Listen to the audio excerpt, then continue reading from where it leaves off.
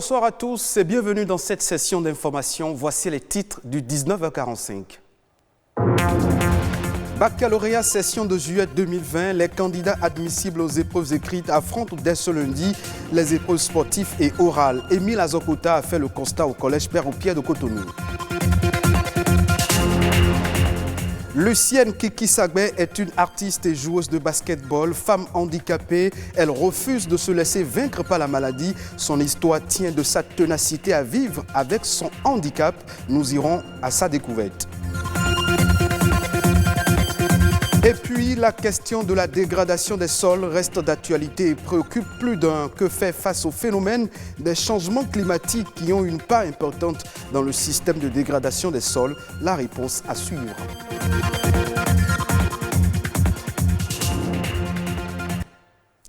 On débat cette édition par une incursion dans les centres de composition qui accueillent dès ce lundi les candidats admissibles au bac session de juillet 2020 pour subir les épreuves orales et sportives. Ces candidats planchent dans 3 matières sportives et ce, dans plusieurs centres de composition retenus à cet effet. Il s'agit entre autres des CG Bégamer, Segbeya et Sainte-Rita. François Issou et Émile Azokota ont fait le constat au collège Père-au-Pierre de Cotonou. Les précisions.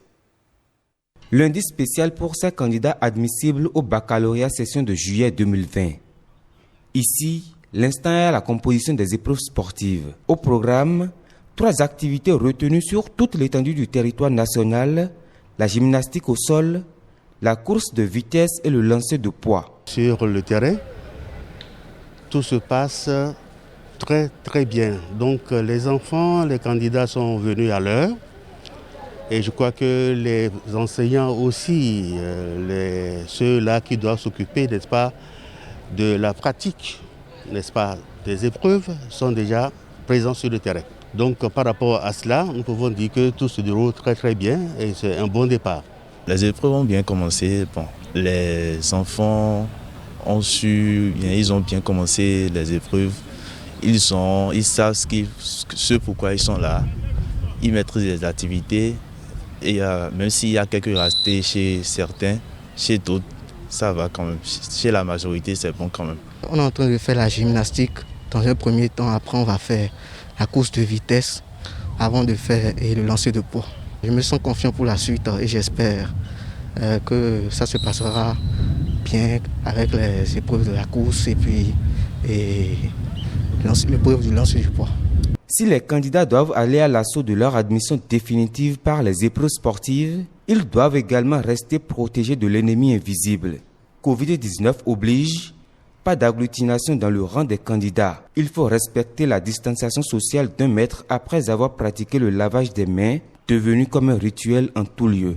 Lorsque vous allez faire une petite visite sur le terrain, vous constaterez qu'il y a les dispositifs, n'est-ce pas, de lavage de mains qui sont disposés un peu partout sur l'entour du terrain. Et sur l'atelier qui est spécifique au lancer de poids, nous avons prévu les gels qui sont disposés là.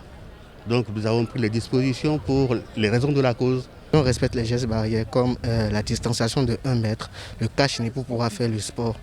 Et bon, je pense qu'à la fin, on va se laver les mains après de rentrer chez nous. Pendant que certains affrontent les épreuves sportives, d'autres composent soit en musique, soit en dessin pour les épreuves orales. En plus du collège Père-au-Pierre, la phase orale et sportive de l'examen du baccalauréat se déroule dans 3 autres centres retenus dans le département du Littoral, dont le CEG Bégamin. D'ici la fin de la semaine, les candidats seront définitivement fixés. Plus d'1 milliard d'individus, soit 15% de la population mondiale, souffrent d'une forme de handicap. 110 à 190 millions d'entre eux souffrent d'incapacités graves, selon la Banque mondiale. Au Bénin, plusieurs associations œuvrent en faveur des personnes handicapées dans le but de promouvoir leur inclusion sociale et économique. Lucienne Kiki-Sagbe, femme handicapée, fait partie de ces personnes qui bénéficient de l'accompagnement des ONG. Cette dame se surpasse au quotidien pour vivre avec son handicap. Stanislas Nepon nous amène à sa découverte. Un concert live devant ce public, Lucienne Kiki-Sagbe. Couturière de profession, la trentaine est en situation de handicap moteur. Pourtant, elle joue aussi au basketball, comme le montre en image ici son clip.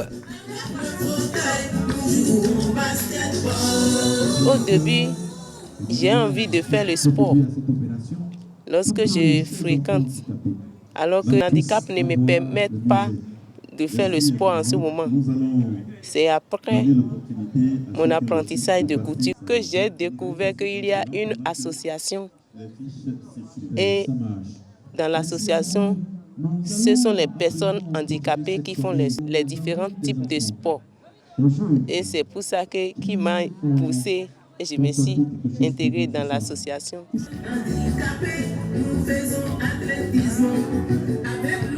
Pour elle, pas de discrimination dite positive à promouvoir lorsque dans une famille se trouve un enfant vivant avec un handicap. Elle considère qu'au sein du foyer, un enfant handicapé a aussi le droit d'apporter sa contribution, que ce valide. Beaucoup de parents des personnes handicapées, ils voient que leurs enfants sont handicapés, ils ne peuvent rien faire. Donc, au lieu de leur donner de travail comme les autres enfants, de leur donner il dit, toi tu es handicapé, reste là. Et après, il devient mendiant. Depuis des années, l'État béninois travaille à l'amélioration de la qualité de vie des personnes handicapées. Ceci pour susciter leur pleine participation à la vie économique et sociale du pays. Malgré toutes les dispositions, des pesanteurs socioculturelles persistent. Dans la pratique, les personnes handicapées souffrent encore. Parce que ce qui rend plus handicapant pour ces personnes, ce n'est pas leur handicap.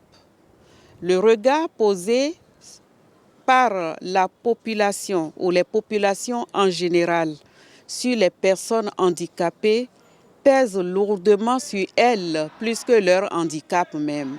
Aujourd'hui, un changement de mentalité vis-à-vis des handicapés s'impose. C'est le souhait du service des Sœurs pour la promotion humaine. Cette organisation non gouvernementale associe même le scoutisme afin de mieux défendre le droit des personnes en situation de handicap.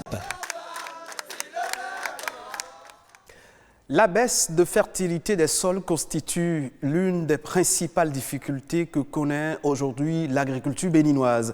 Les terres cultivées s'épuisent à un rythme accéléré et les rendements des cultures baissent continuellement. La question de la dégradation des sols reste donc d'actualité.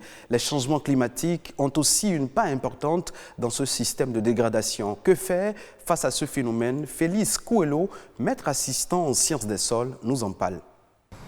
Tout récemment, au niveau de 17 communes, nous avons constaté que 16 à 20% des terres sont érodées, donc à un niveau de dégradation élevé. Et au niveau de ce phénomène, nous avons surtout les pratiques inappropriées des agriculteurs, telles que l'utilisation abusive des engrais et des pesticides, et nous avons les feux de brousse, et nous avons la destruction du couvert végétal. Au fait, l'eau et le vent ne constituent pas tellement une menace pour les sols, mais sont les agents naturels de la dégradation.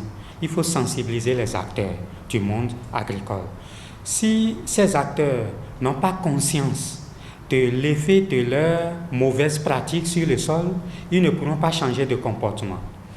Et deuxièmement, il faut mettre à leur disposition les bonnes pratiques. Et quand on parle de bonnes pratiques, il faut éviter par exemple les feux de brousse. Et pour éviter les feux de brousse, il suffit de faire un paillage que nous appelons mulching. Donc l'agriculteur nettoie sa parcelle, mais il laisse les résidus sur place et il fait le semis dans les résidus. Ensuite, il faut limiter le labour. Il faut faire un minimum labour ou bien il ne faut pas du tout faire le labour. Ensuite, il faut associer à l'utilisation des engrais chimiques les engrais organiques. Aussi, pour ce qui concerne les insecticides et les herbicides, nous avons des plantes à effet insecticide donc des extraits de plantes que nous pouvons utiliser pour tuer les ravageurs. Et là, on n'aura pas besoin d'utiliser les insecticides. Et là, on peut alors protéger les terres. Les autres informations nationales en bref et en images que nous propose dans ce condensé de l'actualité ce lundi par Nadège Omoladessani.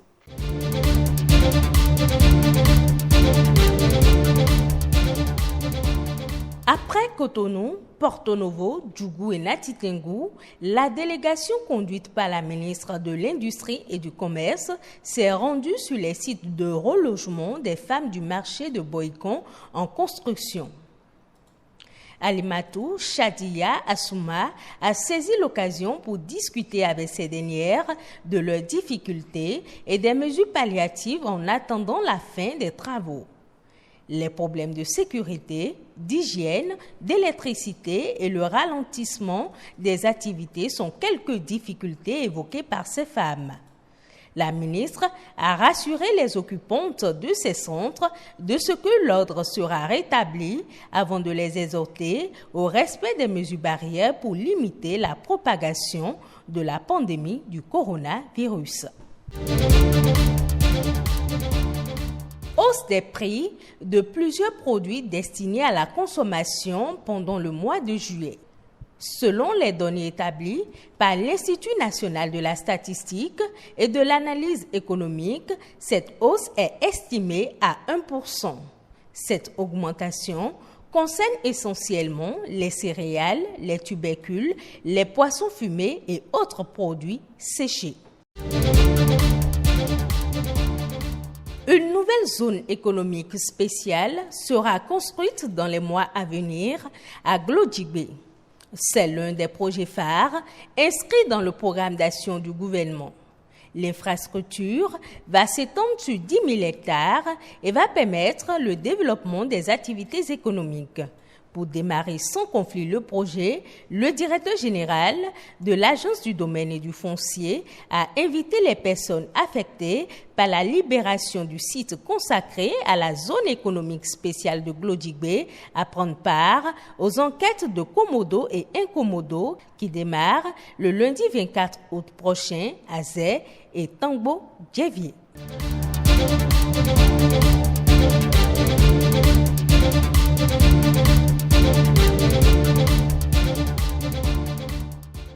En Côte d'Ivoire, le réseau des professionnels de la presse en ligne vient de sortir un rapport sur les fake news concernant la Covid-19. Les informations selon lesquelles la Covid-19 se transmet par les flatulences, le soleil soigne le virus ou encore ne tue pas les Africains sont toutes de fake news repérées et révélées par le réseau de la presse en ligne dans son document. Ces informations mensongères et bien d'autres se retrouvent dans 70% des cas sur les réseaux sociaux. Ces infos sont des fois des propos faussement attribués à des personnalités, des affirmations inexactes et des publications sans preuve. Cette enquête menée de mai à juillet 2020 est centrée uniquement sur les informations liées à la Covid-19 a été conduite par les experts de l'Organisation mondiale de la santé. Comment examiner des milliers de prélèvements de dépistage du coronavirus? Le Rwanda tente de trouver une réponse à cette question. Comme de nombreux pays, le pays se retrouve dans l'impossibilité de tester chacun de ses citoyens en raison d'une pénurie de kits. Mais les chercheurs ont créé une approche innovante qui attire l'attention au-delà du continent africain. Un algorithme qui affine le processus de test groupé. Cet algorithme permet désormais de dépister de la Covid-19. Le gouvernement rwandais a déjà adopté ce modèle de dépistage. Cela a permis à l'État de tester en date du 23 juillet un total de 233 186 personnes et de contenir pour le moment la pandémie avec 1070 cas et 5 décès. Et ce sera tout pour cette session d'information. Merci de votre fidélité. Retrouvez cette édition sur le site de l'ORTB, www.ortb.bg.